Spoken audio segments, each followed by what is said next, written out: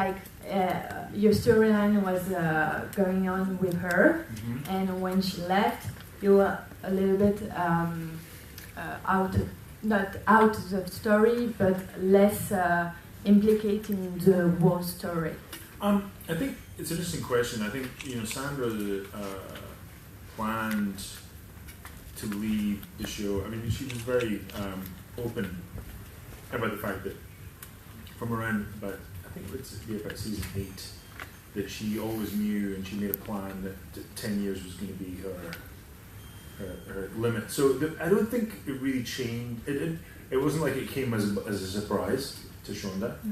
So Shonda was laying track as far as the story for quite a long time. So no, I don't think it changed. I remember because my character joined the show to be Sandra Oh's scene partner, Squeeze, And so first thing I said to Shonda, I was like, well, should I be looking for another job now that Sandra was leaving? And she was very adamant that she'd already, because she'd had the time. Sandra Oh had been polite enough and professional enough to give Shonda all this time to prepare. So Shonda was very sort of vocal to me about that she wanted to continue Owen Hunt's story even in the absence of her, which was very flattering to me because I was essentially hired to be the scene partner of Sandra Oh. So that meant a lot to me when Shonda said, no, we're now invested in your character as much as hers now. We want you to stay if you would like to stay. And so she sort of gave me the choice. Yeah, so that's how it happened. Very good. The gentleman there. Hi, Martin. What was it like joining the juggernaut that is Grey's Anatomy? And did Kevin give you any advice in that respect? Well, I learned from Kevin how to disappear really quickly as soon as the rehearsals were over. Kevin has this amazing ability to, as soon as they call cut from a rehearsal, he just finds his way out of the building toot sweet. So that was the one thing I definitely learned from him. But it was daunting, I think, initially, but it was a mixture. Like most things in life, it wasn't just daunting, it was also exciting to be joining something that was so long lasting and so well loved. I think as an audience, as an actor, one of the things you love is the fact that there's an audience that loves what you're doing, and to join a show with that fan base was really exciting. Most of the time you're doing a pilot or a movie, you never know whether it's going to be seen at all, let alone well received. So there's kind of a unique feeling of excitement as well, like, wow, I'm actually going to be joining something like that. And but everyone went out of their way just to sort of make me feel at ease and comfortable and well. They sort of, it is like a family of people. Obviously people have been there for a long time. So I think that was daunting too, not knowing what the dynamic would be and how I would fit in there. It was a bit like being the new kid at school and knowing that I didn't really have any, relationships with everybody. But that was also fun from a performing standpoint because it meant my character was sort of a fish out of water a little bit. And I like that. I like that aspect that he was trying to find his way. And of course, with the Owen Hunt character, I don't know how much has been on the air here. I think you guys are just starting season 12. Right? Yeah, so there is a storyline between us that, it's from the get-go, we're sort of butting heads, and it was fun to sort of play a character that no one knew who he was, and one person think he's a good guy, and then Owen would be saying, no, he's terrible, and it's nice to have that ambiguity and the mystery around it. So it was fun. Lady in the front row in red. My question is for you, Kevin. You've directed a lot of episodes in Grey's Anatomy. Is it something you would like to do more in the future and maybe step back as an actor, or maybe write an episode one day? I'm not really a writer. I've tried to write, and I'm not brilliant at it. I'm competent, but I'm not brilliant, and there's much better writers in the world than me. But I do, my first love is always going to be acting, because it's how I joined that we live in. But the directing thing is getting more and more of a hold of me as I do it and find my feet as a director and feel my confidence grow as a director. So I wouldn't say never that I might move on into directing. That might be possible, because acting is kind of a young guy's game in a sense. It's a hard business, and it's nice to feel like I might have something in my toolbox as something not to fall back on, but to explore further when maybe I feel acting. But at the moment, I still feel very strongly and passionately about acting as being the thing that I really am, and I happen to direct as well, as opposed to looking at becoming a TV or film director. I'd like to potentially develop some kind of... For some reason, I feel like independent European film is where I started, in Trainspotting and things like that. So I feel like beyond Grey's, I don't see myself becoming a journeyman TV director in America, but at the moment. But I do feel the pull to sort of maybe explore, go back to kind of the roots of European independent cinema as a director, So I'm kind of toying with that idea right now. Lady in red at the back. Question for Martin. Hi. Hey. Hello. When you Max Teamy, McDreamy, I guess everybody asks you the same question. But No, I've never heard this question. I'm sure. What would be your nickname? I mean, I guess people give you a nickname already. What would be the best one according to you? Well, what have they given me? I don't know. I don't know. If I might say, I would say Max Sexy or something like this. I would agree. Thanks, buddy. McKiwi, I like. And I have heard that one, and I feel like I can live up to that. Yeah. McSexy means I have to sort of turn it on a little bit, but Kiwi I can just be myself. But in French, Maybe? it's easy to translate. Sexy is the same word in French. It is. Yeah. McSexy. Okay, I'll be your McSexy. Lady in blue at the front. Hi, my question is for Kevin. Now Owen is married. Would you like to Sandra come back in the show, maybe for 1 or 2 episodes, for more drama? Yeah, I think Sandra Oh coming back to the show now that Owen is now married and has betrothed himself to Amelia would be really fun, because it would be pretty explosive, I think. Because Owen says in the episode where he gets married to Meredith, she says, "Have you told Christina?" And he says, "Why would I do that? She left. She went to Switzerland. She left him essentially." So yeah, I think it would be fantastic. And I had dinner with Sandra. We're still very close. I saw her last week. We talked briefly about the idea about coming back. I think in her head and in her heart, she is open to coming back. But I think she's right now, and this could change, but she feels that maybe near the end, when we kind of know the show is wrapping up, and that might be another 10 seasons. Who knows? Let's hope it's going to be 10 seasons.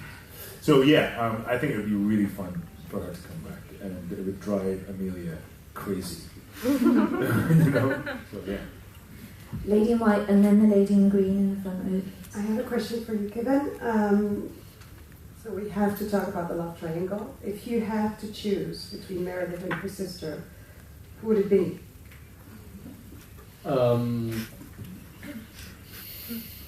Can I have both? I just love triangles more than a straight line, so I think both would be a more interesting drama, but that's all up to Shonda Rhimes. I honestly have no input in that, which is kind of weird. I have no idea. I really didn't know that my character was going to hook up with Meredith.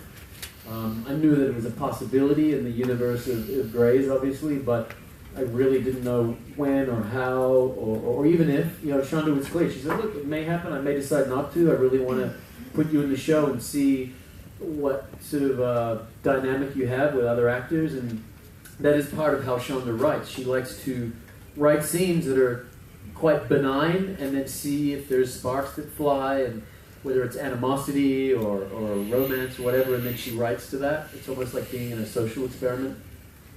So I guess she liked some of the dynamic between myself and Kelly on screen, and so she's sort of written that in a little bit as a nice triangle. I who knows? We'll wait and see. Lady in green, and then just behind you. Yes, a question for both of you about the writing of Shonda Rhimes. For us, as a TV critic, it seems that she is writing about relationships from a woman's point of view. And do you think it's from a man's point of view? And because of your answer about the triangle, it's realistic, or it's a kind of woman fairy tale, the relationship between what happens and all the dancing, the crying, the romantic man you are, maybe you are, but that's not the common representation of what a man can be in a relationship. I don't know if my question was clear enough. It's kind of a woman fairy tale. Would that be a man fairy tale? What happens between the characters in Grace? I guess it depends on the man.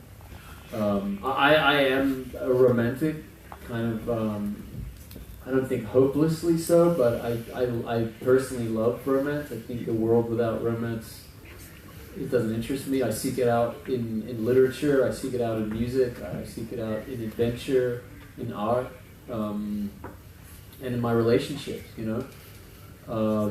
So yeah, but I mean, I think you're right. It is from a woman's perspective, and yeah, I don't really know how to answer that question. You go. It's an interesting question. I think what I think is brilliant about Shonda's writing, and it beyond being whether it's female perspective or male perspective, is that I think this is what makes her shows stand out. And when sometimes there's other networks that try and do a kind of their version of Grey's Anatomy, it seems like one of the ingredients they miss out on is, I think she's interested in people being all aspects of human beings. As in 1 minute, one of our male characters will be very romantic and sort of iconic even, or heroic, and then in the next episode be a buffoon or do something really bad or cheat or do something lie and act out in not good or healthy ways. And I think Shonda's never shied away from that. I think she's interested in romance, but this is not. I think that's why the show is so potent. Is it because it does say yes, romance exists in the world and we all aspire to it and love it, but also there are much uglier human behaviours that Shonda's very interested in kind of depicting and showing and telling those stories, and showing how somebody can do a terrible thing and then rise themselves up again. And I think that's where the show sits, as opposed to it between two genders or a perspective or a romance show. I don't think that's what it is at all. That was a good answer. Gentleman here. The show has worked without Patrick Dempsey, but do you think it would work without Helen Pompeo? I don't know. I mean, it's weird. Every time a key cast member leaves, we all go, oh, God, maybe this is it. Maybe this is the end of the show. You know, oh, can it survive after this? And again, it speaks to the power of the writing in the show. That I think the show has gone beyond. I'm not. It's kind of a leading question, the question you asked, but I think the real answer is the show really has become its own universe now. You know, a few years ago, I think those key players, you know, it probably would have stumbled and maybe fallen, but now it's become this sort of universe, really. You know, so, but I think Ellen's such an integral part to the show, and she's the heartbeat of the show, and this last season has shown that and proven that I think what's been really interesting about this season is the show. It's become this show about a woman. This show is shifting and changing its perspective, and it's become a show this season about a woman showing a single mother trying to get over her grief and live a life and be a mother. And I think that is what's been really powerful about the transition of the show this season. Thank you. The lady here in the cap. I think it's on. Hi, I'm Victoria. Nice to meet you. I have a question for Kevin. So your character has strong ties in the army. He was returning from a tour when we first saw him, I guess, and he's very committed to patients that have a military background. So, is your character a soldier or a doctor first? It's interesting because both Martin's character and my character came with this history of being involved in military medicine. I think most military doctors consider themselves doctors first. Did a lot of reading and research about that field, and it's a very intense field of medicine. And it's quite hard, I think, to transition back from being a military doctor into civilian medicine. So I would say they're always doctors first, and the military side of it is secondary always, because I think patient care is the sort of prime objective of all doctors, no matter what field they're in. And the lady next to you. Hello. I was wondering, like Shonda Rhimes has created this great universe of shows. If you will do a crossover with How to Get Away with Murder or Scandal, which one would you crossover? Grace with another one of Shonda. Like if our characters went over the show? If they came to us, or we went to them? It can be like, if you go to any of those could shows. Go and be a doctor in the White House. That'd be fun. Yeah, I'd take that. Yeah. The murder thing would be quite interesting. I think my character would respond well to that because of the trauma surgery element. So yeah, I'd be interested to go over to. Maybe you should go to the White House, and I'll go and solve some murders in murder. Okay, good. Yeah, you guys can pitch that to Shonda. It will work twice. It's great. Thank you. Very good. Lady here. Hi, so it's the same question for both of you. I would like to know if it's your first time in Monaco. What do you think about Monaco, and what do you think about this festival? It's my second time here. I was here about maybe 11 years ago. I came during the Grand Prix weekend for one night, and it was fantastic and amazing. But the festival has been a great experience. It's really lovely to come and really feel the fan presence here. And realise, because we're sort of trapped in a little bubble for 10 months of the year shooting the show. I mean, you forget sometimes how popular and how relevant the show is for the fans. So it's really nice to connect with the fans again. Yeah, I echo that. I mean, I drove through Monaco about 17 years ago in a camper van with my girlfriend, and we literally were trying to get somewhere in a rush, and we just drove straight through all the way along the Côte d'Azur and through, and this has been my first time to actually experience it a little bit, and we were fortunate enough yesterday to go up to St. Paul de Vence and went up to the Fondation Merck and just looked at the art and the scenery and the architecture. And it's a far cry from Los Angeles, so it's a very enriching cultural experience aside from just the professional thing, and like Kevin said, to see the commitment and the passion of these fans all the way across, this far away from where we work is so nice. And again, it's just such a good reminder that what we're doing, we're not saving lives, but we're, I think, making people enjoy their lives, for an hour a week or whatever it is, and it's a great honor to see that reflected in the passion of the fans here. So it's great. Good, gentlemen. A question about directing. Kevin, what's it like directing Martin? Or Martin? What's it like being directed by Kevin? You go first, Kevin. I go first. It's great. It's always strange for me directing actors who I'm on the show with, because it's like you have to become like Papa Bear for a few days and be the boss, and that's quite a weird thing. It's like a little transition. But it's been great. I hope I'm alright. I hope I'm not like some yeller. The thing I hate in directors is the directors who, when they get stressed out, because directors get stressed out quite a lot.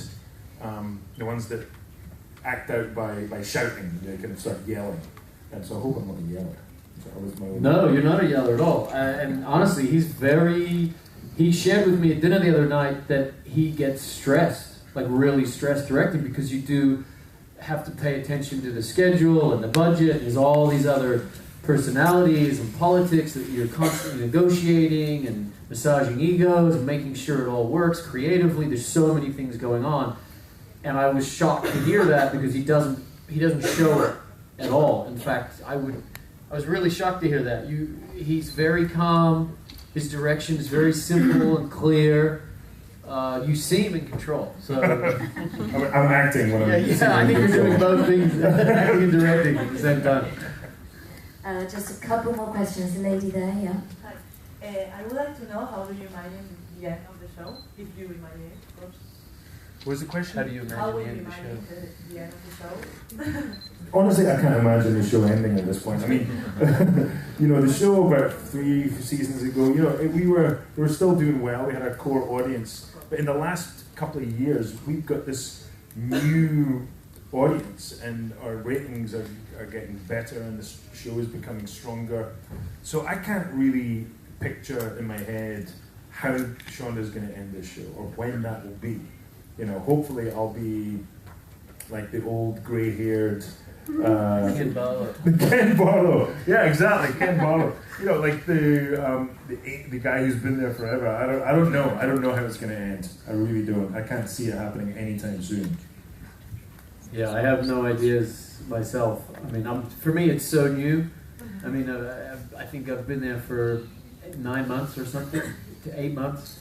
So for me, I can't even imagine. And from my meeting with Shonda, when she offered me the part, because one of my questions was, well, how long is the show going to go on for? Are you still committed to it? I didn't necessarily want to join a show that was sort of breathing its last breaths, but her commitment is unwavering. I mean, she's so dedicated to making the show the best it can be, and in fact, we've restructured our next year in order to facilitate that, so that she can have a little bit of a break and really give it her all. So I think it's going to be around for as long as the fans are enjoying it. I think it'll be there. Okay, one more quick question from you. You're both not American originally. The impact of the show was huge on the gender, the race. The fact that the race was not a subject in Shonda's writing was a big step in American TV. And now there's all these political campaign, and those things about building a wall, about finger pointing to the immigrants. Do you feel a responsibility in like the way that America can improve itself and more tolerant way and progress? And are you stuck somewhere in representing diversity? And I don't. That's a tough question. I think it's a big question.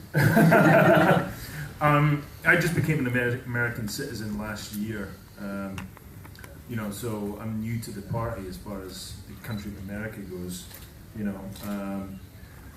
What my contribution is or will be, I'm still finding that out. But I know that as an actor on our show, I do think our show is important. I think it's an important show thematically. I think the fact that we have blind casting and we have that as a standard practice sets a very good precedent for American television and for all television.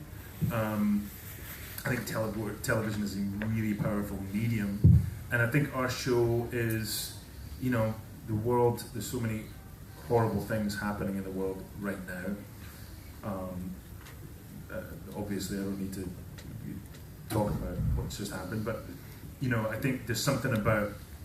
I don't know. I mean, I'm only a small actor in this big world, but I think the show Grey's Anatomy, what it can do is it's quite aspirational in a way. I feel that great shows like The West Wing, kind of point towards a world where even though we're human and we fail and we make mistakes, there's a positivity and an aspirational feeling about improving, self-improvement. So I feel as though maybe that's what we bring. Wow. I also became an American citizen the year before last, and it's an interesting time to be in this world. And I think as a new American, not that I still have my New Zealand citizenship, I have dual. I would never give that up. you know, it's interesting, and part of why I wanted to become an American was so that I could participate in the political process. And thankfully, there is still somewhat of a democratic process, although we're all well aware of how tainted that can be with, you know, corporate and all the other agendas that are going on. So it feels a little bit like, like the little actor in the big world, or a little, you know, a drop in the ocean, really. But I personally think, you know, as an actor, we do have an opportunity to represent the show, but also ideas from time to time. And I think what's really important, like you talked about diversity and immigration, is to continue to have dialogue and debate in order to show the truth, and not just buy into political rhetoric in order to push forward some agenda, which sometimes is nothing about representing the truth or people, and it becomes corporate interest and, you know,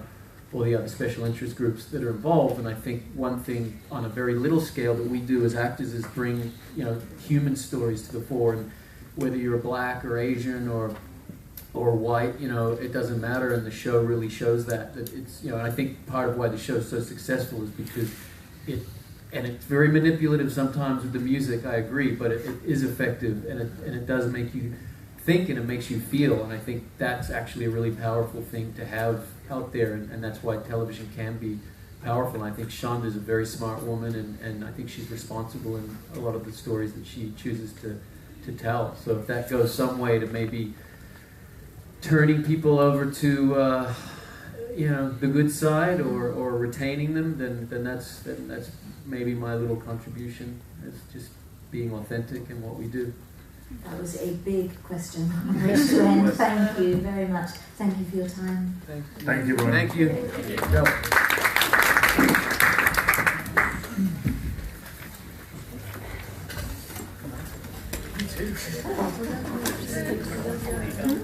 Yeah. Going on that you made. I know. Just an actor.